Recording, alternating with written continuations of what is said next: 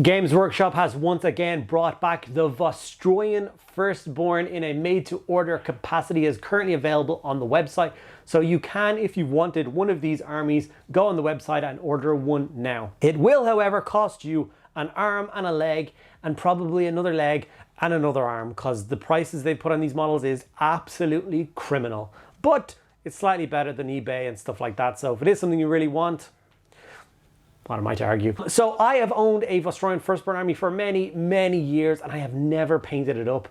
It has just sat there as like this jewel of a project that I'll get to eventually. So I do love when things like this roll around, which just give me an excuse to take one or two pieces out and get them painted up and really kind of get a feel for that army. So that's what I'm going to do in today's video. I'm going to do my favorite, or one of my favorite sculpts from the Vostroyans, which is the heavy bolter weapon team, because it's an immaculate pose. It's absolutely incredible. I'm going to do a custom base for it. It's going to be pretty special. Before I get into that, I just want to say a huge thank you to everyone there that supports the channel by liking, commenting, subscribing. All those things are amazing. Please continue to do those. And then everyone who goes the extra mile and supports over on Patreon, thank you guys so much for doing that. Obviously, that keeps the lights on and the cameras rolling. There's a million different reasons that I think you should get involved with the Patreon. You get a lot of benefits. You get extra videos. You get access to a podcast. You get access to a private Discord server. And we do monthly giveaways. So if you want to be in with a chance of winning this box set this month, which is the start of a nice Mechanicum army, all you need to do is be signed up to the Patreon at any tier. Okay, with all that out of the way, let's dive in and start painting up this awesome Vostroyan army. Okay, so this is the weapon team in question. As you can see, it has an awesome posed gunner. He is obviously lying down in the prone position with his hand on the weapon.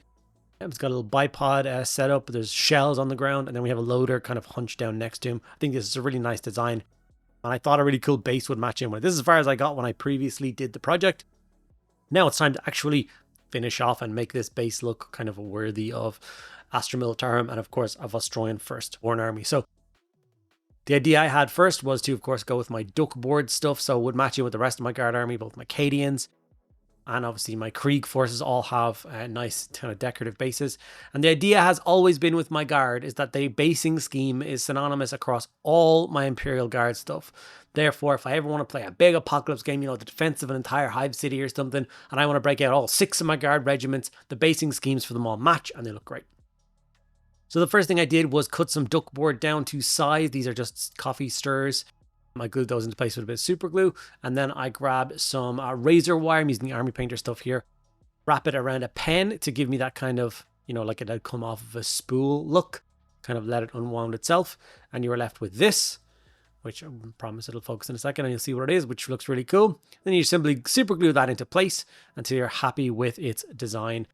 And this is about where I got to with the kind of extra bits added to a base. And I made sure that there was lots of space for the miniatures and stuff like that.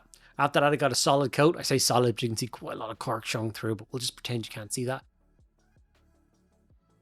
Obviously, I sprayed quite heavily, but cork's very kind of spongy and it absorbed lots of the paint.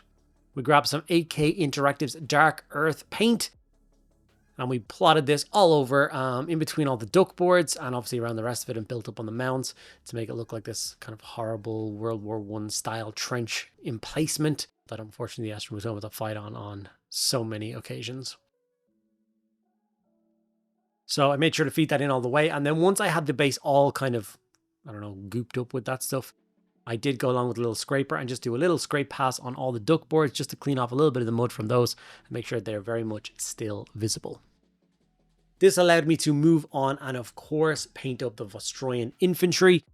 They were sprayed black and then sprayed grey sear, and then we grabbed our Flesh Tearers red contrast paint and blocked in all of the cloth sections on these miniatures. Obviously they've got these big kind of skirt thingies. There's lots of like bits of under their shirts, underneath their shoulder pads and stuff. So you need to go make sure you get all those different bits and pieces done with the Flesh Tearers red. Gore Grunt of Fur was then my color of choice for their boots, any pouches that they had. And on these particular models, I went for their big kind of fuzzy hats in the Gore Grunt of Fur as well. But generally, if you have someone who's painted a really nice Vostroyan army, all of the hats aren't the same. There's probably like 5 or 6 different ways they paint hats, and they just interchange them through like each model randomly throughout the entire army. But I was under a little bit of a time constraint today, so I decided to just go with both of these guys are going to get Gore Grunt of Fur hats. Maybe each team or each squad will get kind of similar colored hats to help me keep them together. Who knows? But it seems to work. Guilliman flesh was used for this guy's face, and his tiny little face is the only bit of flesh on show with these entire weapon teams. So it only took kind of a second to do.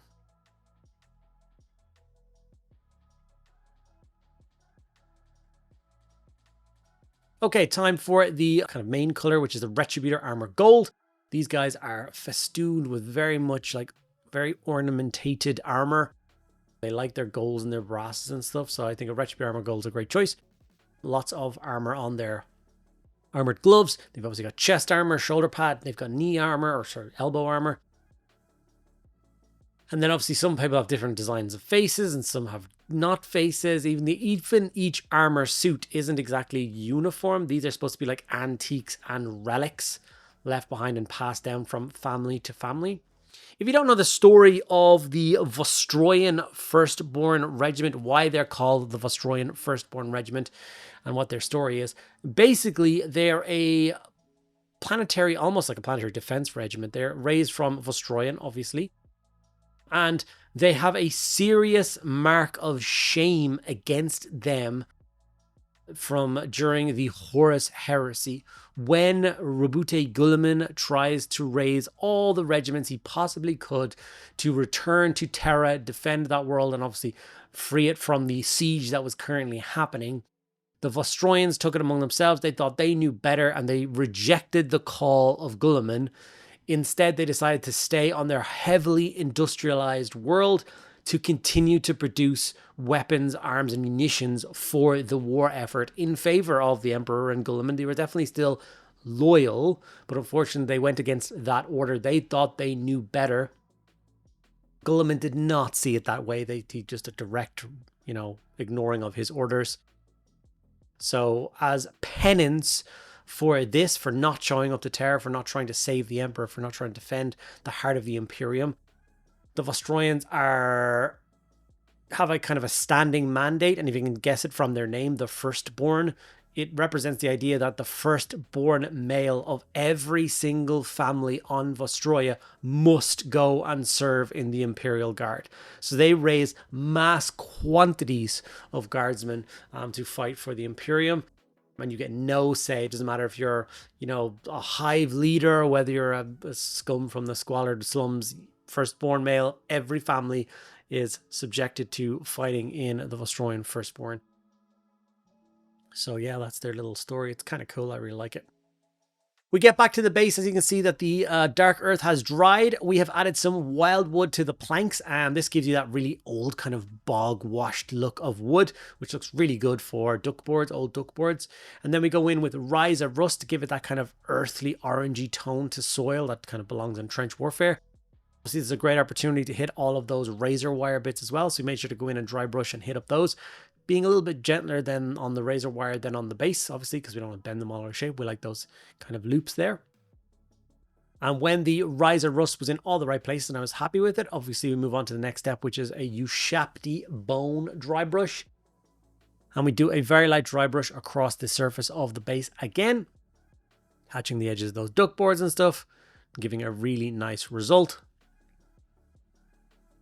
And selling that as the kind of last step for the soil and the duckboards. Obviously, we will rim the bases black to make it all neat and tidy. And then, of course, we're also going to add a tiny extra step, which is we're just going to load up our brush with a small amount of lead belcher and just very lightly go over those razor wire bits as well, just to once again sell them on the fact that they are metallic razor wire. Even though they're all rusty and old, they're still metallic. So this little tiny little thing will only take a second of your time, but it makes a big difference. Now, onto the models. Time to start layering them up and making them look polished. So Mephiston Red was the first coat of paint used to highlight and layer up all of the cloth. It is definitely the kind of almost like the base coat / mid-tone of it. We're only leaving a small amount of the Flesh Tear's red behind in the very deepest recesses and corners of the model. And then from here, we move on to Evil Sun's Scarlet, and this is definitely acting as the mid-tone, only going on the really kind of raised areas and higher points, really punching up the color of that red, making it look really nice. Red and gold always looks phenomenal next to each other. That's why Vostroyans look so good. And not a lot of people kind of venture outside of that kind of color palette from them. I'm sure some people do, but I think you're crazy. Wild Rider Red was then used as the final highlight, little touch highlights on the red just to really make it pop. This is where we're going to put the most effort in when it comes to painting the Vostroyans, is that red. That's going to be our primary color, primary focus, and I think it makes the whole model pop. There's definitely something about the kind of really grim and dark and miserable aesthetic of the bases, and having these kind of polished troopers sat on top of it that really look like they kind of don't belong there. I think that's really cool.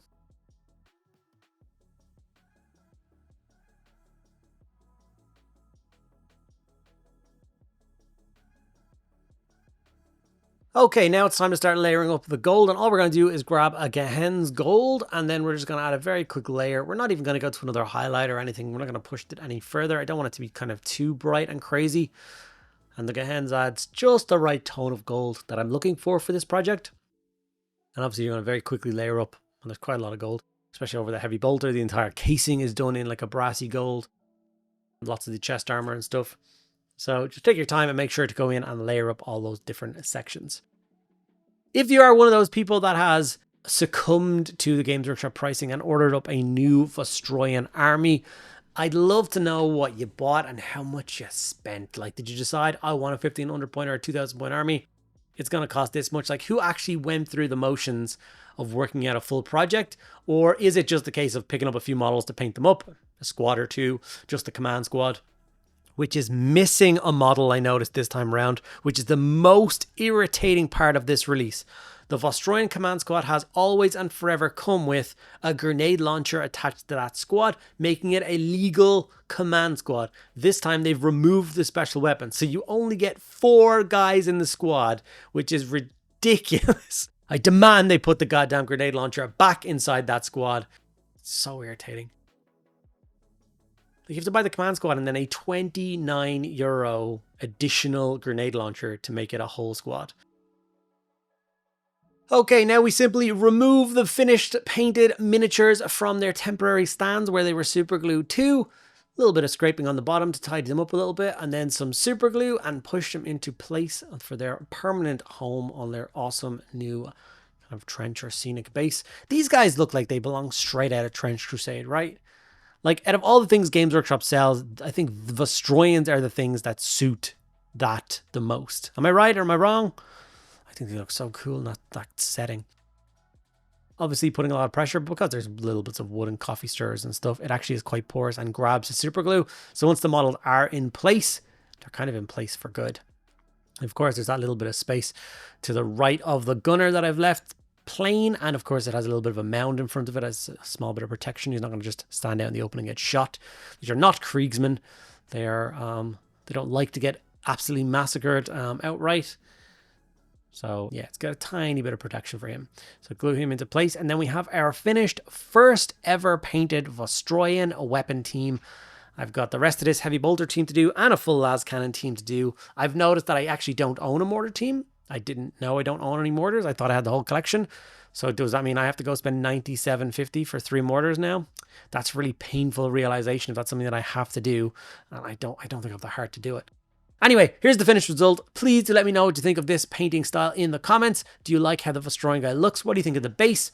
And are you planning on painting yours the same, or do you have any wazzy ideas yourself? Please do let me know all of these facts in the comments below. Thank you guys so much for sticking around to the end of this video. I really hope you enjoyed it. I'll see you in the next one.